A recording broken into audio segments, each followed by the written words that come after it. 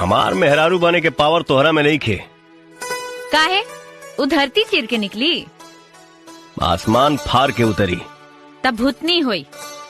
हमार मन रखनी हुई, ते तो साफ पेटू बड़े।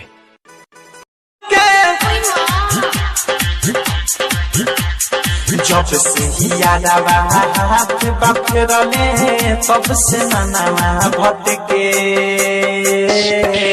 दिन ब दिन दुनु लटके। रउआ चली गई परदेश माता मारे, विपत रे छोड़ गई हमारा कपार। ये राजा रउआ करबो का जल्दी डिसाइड करा, बाटनी हो रानी,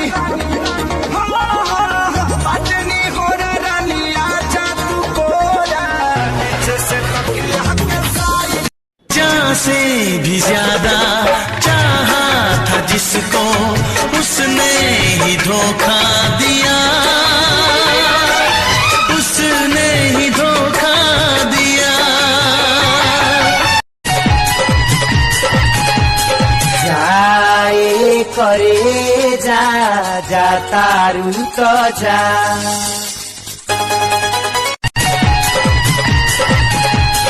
जाए कोई शुरुआत हो गुलाब वाला फूल से, हमरा के छोड़ी हो ना जान को वो भूल से।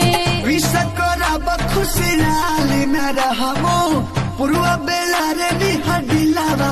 आजकल के लड़किन के पेटे न भर, ताटे एगो लभर से। आज है कादा से काल हो कादा से, आज है कादा से काल हो कादा से। नहीं सुन लो क्या बोले? ऐसा कोई जिला नहीं जो भोजपुरियों से हिला। हर पल मेरी याद तुम्हें तड़पे।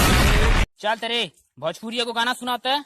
हमारा चाहिए छोड़ी तोरा के चाही ई उम्र बाए 18 साल, हमके चुमे दयापन गाल, आवा नैन लड़ावा हो, ई जाने बा तोहरे नाम जाने अब मत कर।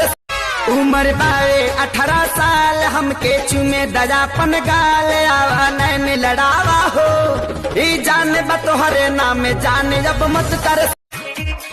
ससुर जी के दूगो बेटी दुनू घूमे गाछी, ससुर जी के दूगो बेटी दुनू घूमे गाछी, एगो है पलसर तो एगो अपाच।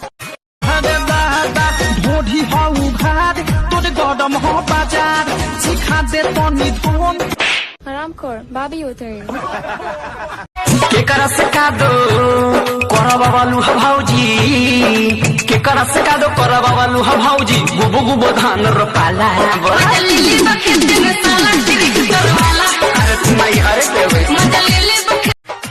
आज के पेपर पढ़ल भाई रो अतिया नेहवा के माई सगरो गौआ जागल बा, देखो पूजावा के मरते नेहवा के अब लेके भागल बा।